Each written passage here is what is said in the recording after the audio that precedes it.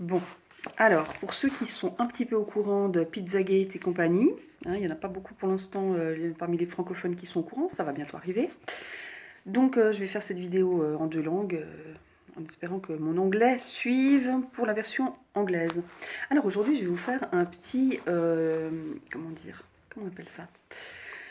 Un petit rapport entre Hollywood et la série que j'affectionne tout particulièrement, Twin Peaks de David Lynch. Alors je vais vous parler surtout des deux premières saisons, à savoir que la troisième je l'ai vue évidemment, mais vu le niveau lynchien, j'ai pas encore tout pu analyser, comprendre et compagnie.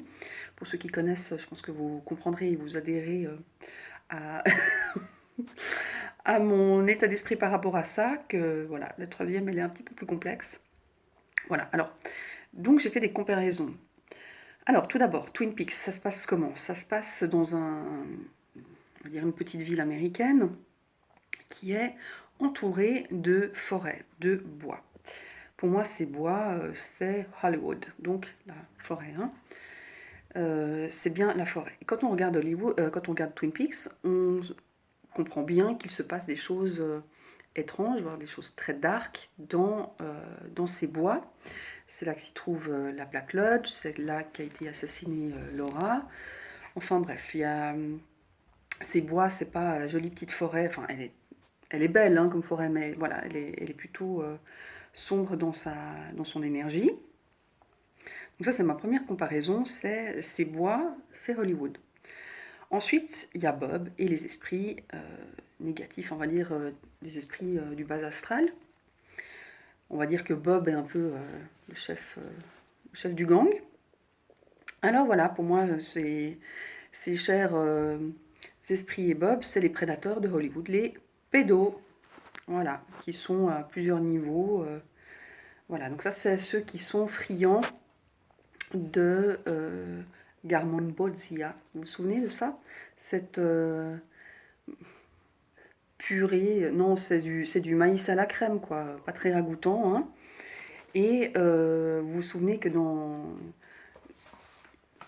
la série Twin Peaks, plusieurs moments, on parle de ce Garmon Bozia, qui est en fait le terme pour...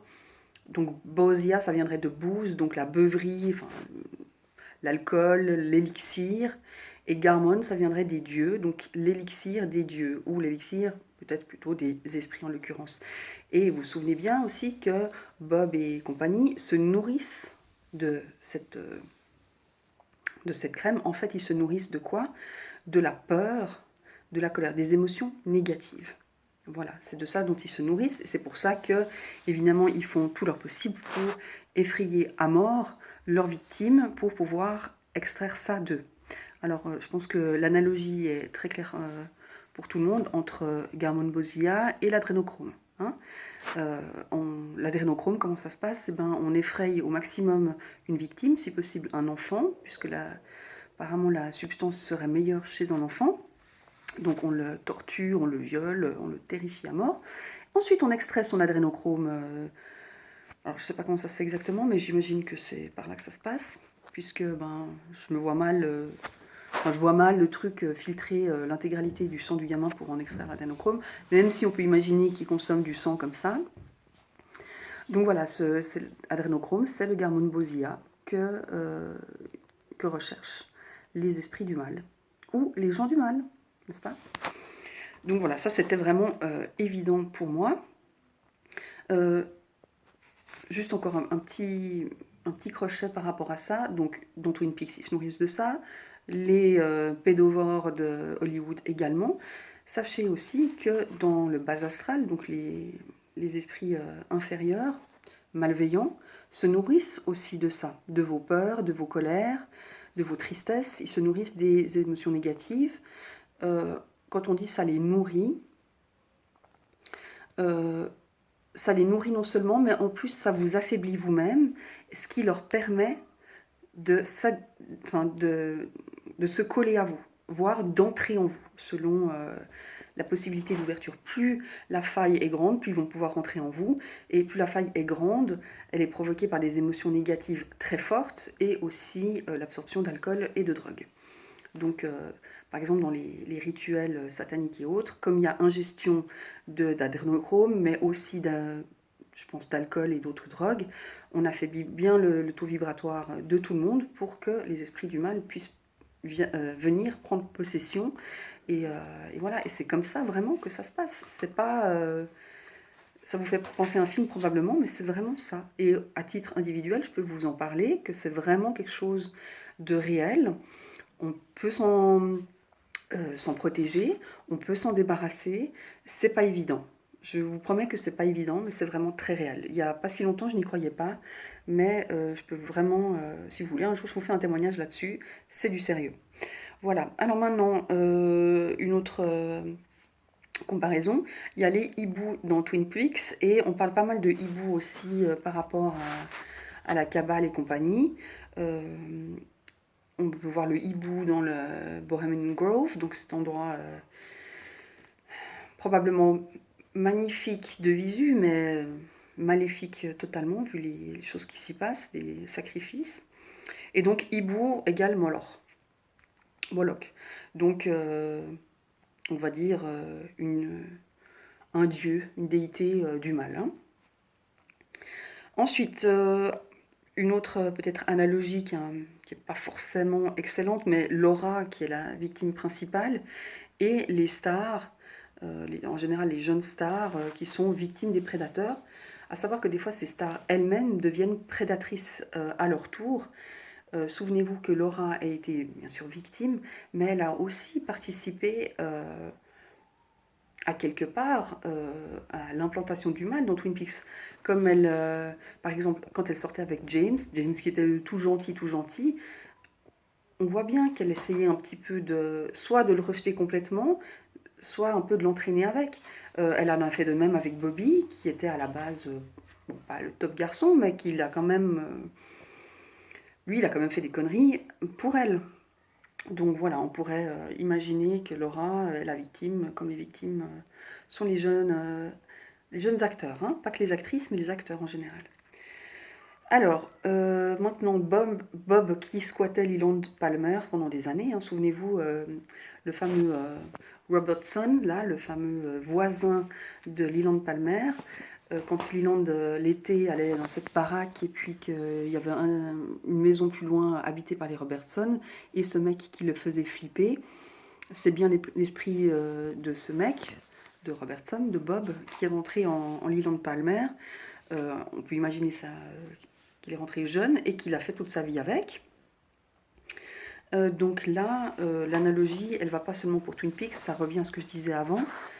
On peut être squatté par une entité, voire plusieurs entités, que ce soit une entité humaine, donc un défunt paumé ou un défunt simplement qui veut nuire, qui se rattache à vous. Je vous ai expliqué avant, donc on a une faille dans l'aura, créée par des émotions négatives, voire alcool et drogue, voire un choc. À ce moment-là, l'entité peut se coller à vous, voire rentrer en vous. Ça peut aller très très loin, où vous perdez complètement votre personnalité, où vous faites penser, dites des choses qui ne sont pas du tout vous. C'est l'autre qui prend possession. C'est une possession, hein. C'est juste pas aussi spectaculaire que comme dans L'Exorciste où l'autre elle grimpe au plafond, machin. Ça peut être beaucoup plus sournois que ça, et c'est d'habitude beaucoup plus sournois que ça. Ils ont intérêt de faire ça de cette façon, parce que sinon c'est pas assez discret, on fait quelque chose, on s'en débarrasse. Pendant des années, moi j'ai vécu avec des squatteurs, et j'ai même fait ma grossesse avec un démon. Ouais.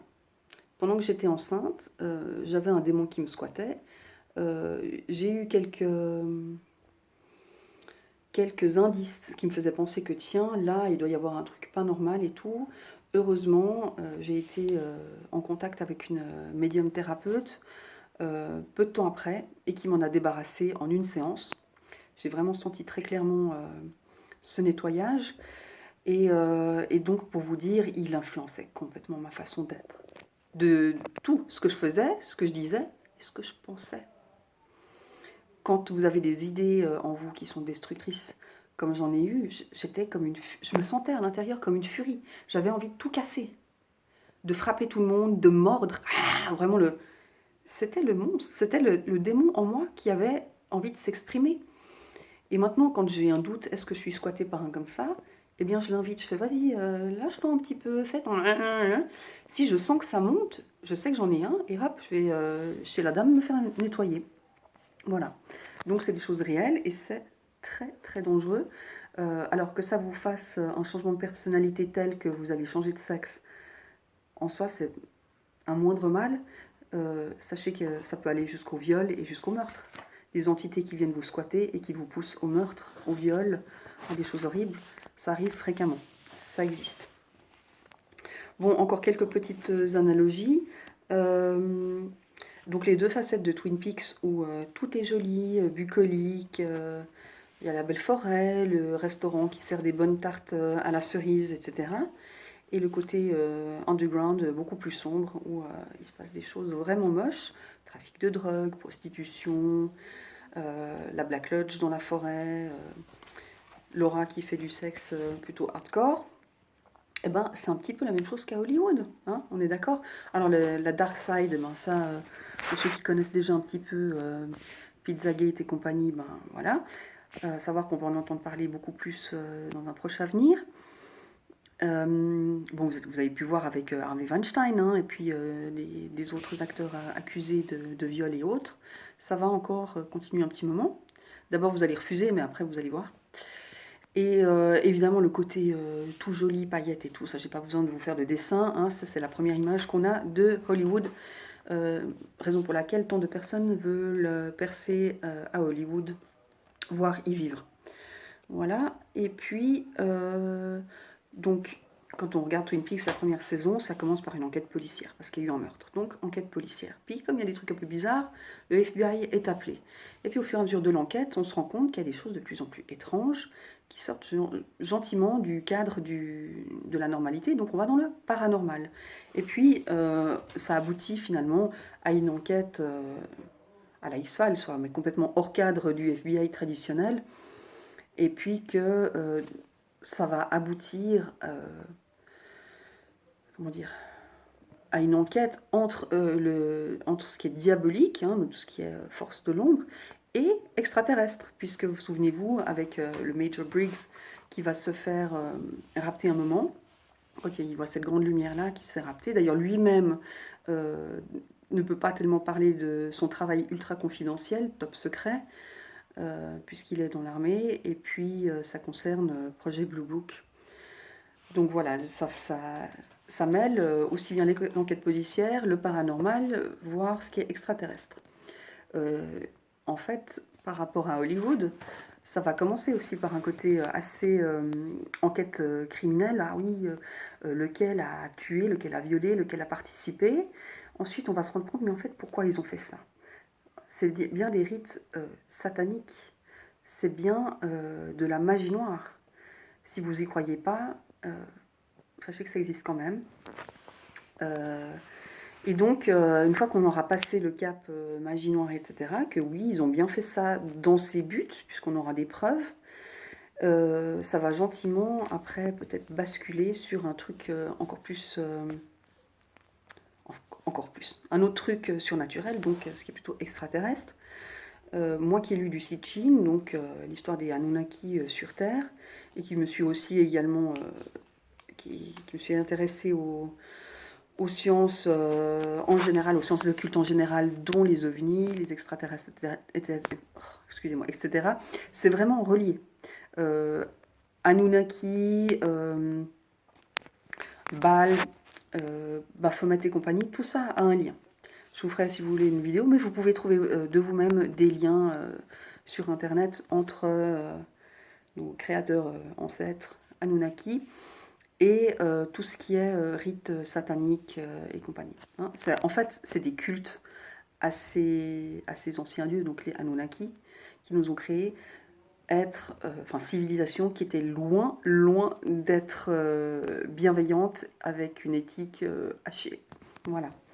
Alors, mon dernier petit point de Twin Peaks versus Hollywood. le plaisir de vicier ce qui est pur. Bon, ça va un peu avec le reste.